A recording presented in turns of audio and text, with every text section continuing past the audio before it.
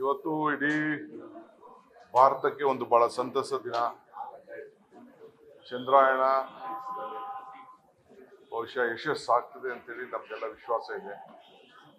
ನಾವು ಎಲ್ಲ ನಮ್ಮ ಕಾಲನ ನಿಗದಿ ಮಾಡಿಕೊಂಡು ಅದನ್ನ ವೀಕ್ಷಣೆ ಮಾಡೋಂಥ ಸಂದರ್ಭಕ್ಕೆ ನಾನು ಕೂಡ ಸಜ್ಜಾಗಿದ್ದೇನೆ. ಇವತ್ತು ಎಲ್ಲರೂ ಕೂಡ ಯಾರು ಅದಕ್ಕೆ ಕೆಳಗಡೆಯಿಂದ, ಮೇಲ್ಗಡೆ ಇರೋ ಬರೀ ಮುಖ್ಯಸ್ಥರ ಒಬ್ಬರೇ ಅಲ್ಲ, ಕೆಳಗಡೆಯಿಂದ ಯಾರು ಇದಕ್ಕೆ ಶ್ರಮ ಪಟ್ಟಿದ್ದಾರೆ. ಒಬ್ಬ ಸಣ್ಣ ಕಾರ್ಮಿಕರಿಂದ ಹಿಡಿದು ಸೈಂಟಿಸ್ಟ್ಗಳು ಕೂಡ ಯಾರು ಇದಕ್ಕೆಲ್ಲ ಒಂದು ದೊಡ್ಡ ಶ್ರಮ ಪಟ್ಟಿದ್ದಾರೆ, ಅವರೆಲ್ಲರೂ ಕೂಡ ಈ ಸಂದರ್ಭದಲ್ಲಿ ಕರ್ನಾಟಕ ಸರ್ಕಾರದ ಪರವಾಗಿ ಒಬ್ಬ ಭಾರತೀಯನಾಗಿ ನಾನು ಅಭಿನಂದಿಸ್ತೇನೆ. ಇಡೀ ಪ್ರಪಂಚ ನಮ್ಮ ಜ್ಞಾನಿಗಳು, ನಮ್ಮ ಸೈಂಟಿಸ್ಟ್ಗಳು ಮಾಡಿರುವಂಥ ದೊಡ್ಡ ಪ್ರಯತ್ನಕ್ಕೆ ಅವರಿಗೆ ಶುಭವನ್ನು ಹಾರೈಸ್ತೇನೆ.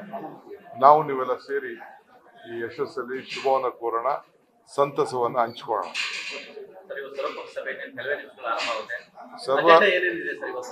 ನಮಗೆ ಮುಖ್ಯ ಅಜೆಂಡಾ, ನಾವು ನ್ಯಾಯಾಧೀಶರು ಏನು ಸುಪ್ರೀಂ ಕೋರ್ಟ್ ಏನ್ ಹೇಳ್ತದೆ ಅದನ್ನು ಬಹಳ ಗೌರವದಿಂದ ನಾವು ಒತ್ತಡ ಕೊಡಬೇಕು.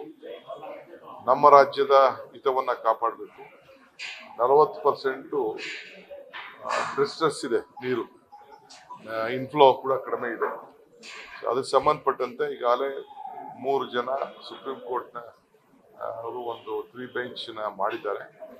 ಅದಕ್ಕೆ ನಮ್ದು ಏನು ವಾದ ಇರಬೇಕು, ನಮ್ದು ಏನು ಸ್ಟ್ಯಾಂಡ್ ಇರಬೇಕು ಅಂತ ನಾವೆಲ್ಲ ವಿರೋಧ ಪಾರ್ಟಿಯವ್ರನ್ನ MPsನ ಕೂಡ ಸಲಹೆ ಕೇಳಿದ್ದೇವೆ.